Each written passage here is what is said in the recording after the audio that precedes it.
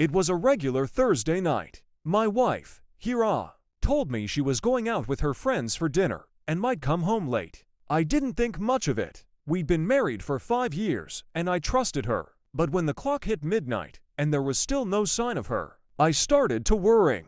I called her phone several times, but it went straight to voicemail.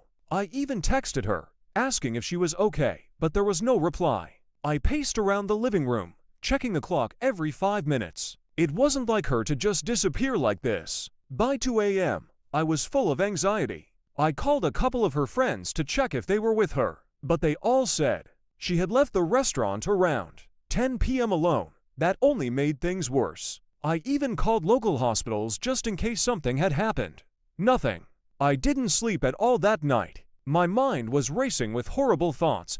Maybe she got into an accident, or was mugged, or worse. Every little sound outside made me jump, hoping it was her coming through the door. But she never did.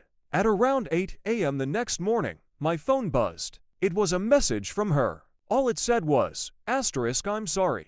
I'll explain later. Please don't look for me." That was it. No location, no reason, nothing. Just those vague, confusing words. I stared at the message for several minutes, my heart sinking. What did she mean by "don't look for me"?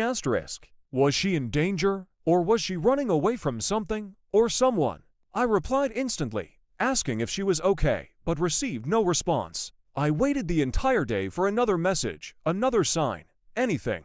But my phone stayed silent. I didn't know what to do. Should I report her missing? Should I wait longer? I kept rereading that single text until I memorized every word. That evening, I drove to her parents' house, hoping maybe she had gone there. They hadn't seen or heard from her either. Her mother was just as worried as I was. Her father, on the other hand, seemed quiet and distant, almost like he knew something he wasn't saying.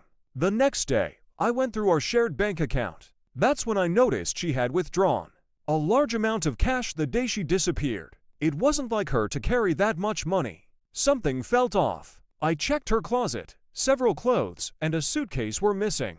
My heart felt heavy. The signs were starting to point toward something I didn't want to admit. She had left me on purpose. But why? We hadn't fought, and our relationship had seemed stable. At least, that's what I believed.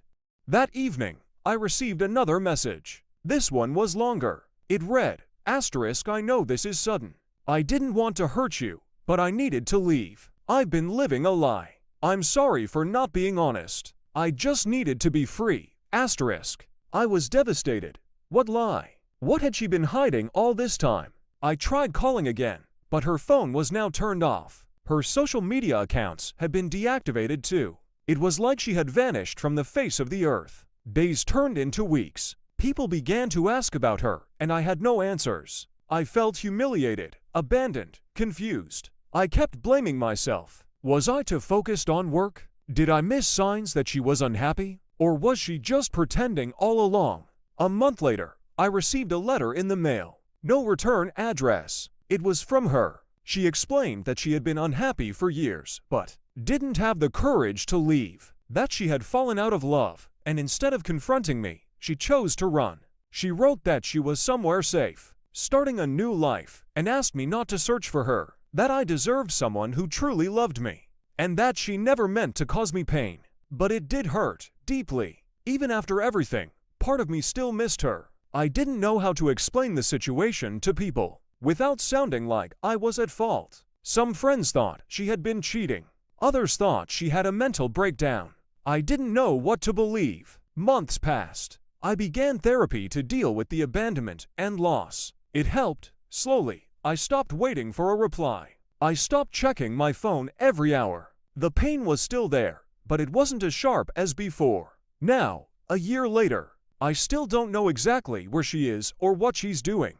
Sometimes, I dream about her. Other times, I wonder if she ever thinks about me. But I've stopped asking why she left. Some questions just don't have answers. Looking back, I realize how little we sometimes know about the people we live with. I thought we were happy, but happiness can be a mask. Her silence hurt more than the truth ever could. But I've learned to live with it. I've started rebuilding my life, piece by piece. It's not easy, but I'm getting there. I've stopped waiting for closure. Sometimes, the only closure you get is accepting that you'll never get one, and that's okay.